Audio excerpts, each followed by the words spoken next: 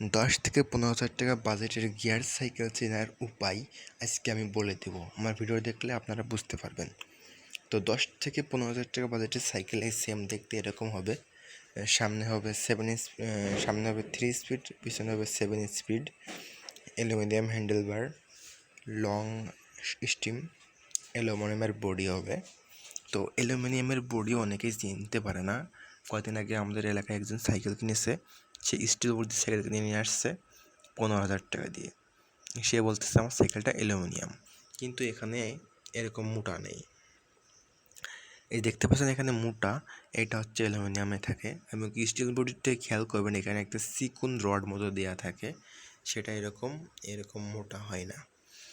তো আসলে খেয়াল করলে আপনারা বুঝতে পারবেন। আর একটা 15,000 টাকার গিয়ার সাইকেলে এরকম রিং থাকতে পারে, আবার হচ্ছে যে সিঙ্গেল রিং থাকতে পারে। আমার একটা ডবল রিং, আর ডবল রিং গেলে সুবিধা হচ্ছে টাল হইতে চায় না।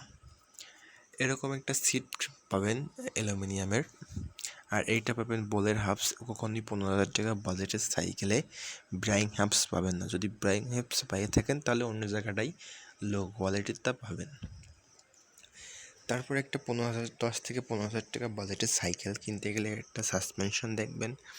সাসপেনশনটা এখানে ঝালাই থাকবে না 15,000 টাকা বাজেটের। যদি এখানে ঝালাই পান তাহলে মনে করবেন যে সাইকেলটা 15,000 টাকা বাজেট না, 10,000 থেকে 12,000, কিংবা অন্য কোনো জায়গায় এটা কস্ট কাটিং ভালো একটা জিনিস দিছে। আর একটা 15,000 টাকায় এরকম সাসপেনশন শুধু যদি কিনতে যান, পিছনে পাবেন টিজেড শিওনোর টিজেড শিফটার, আর সামনে পাবেন টার্নি। এই লাগানো আছে শিওনোর টার্নি, 3 স্পিডের শিওনোর ক্যাসেট, কেন্ডার টায়ার।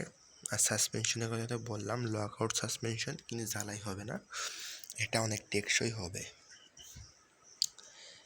আশা করি আপনারা বুঝতে পারছেন কীভাবে একটা 10 থেকে 15,000 টাকার বাজেটের সাইকেল কিনতে পারেন।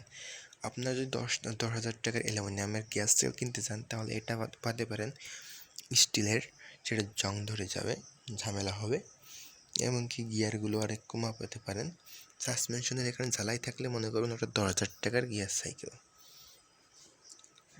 আর সিঙ্গেল রিং নিলে আপনাদের সমস্যা হবে একটাই, সেটা হলো টাল হওয়ার সমস্যা। আর ডবল রিং নিলে কোনো দিন টাল হবে না।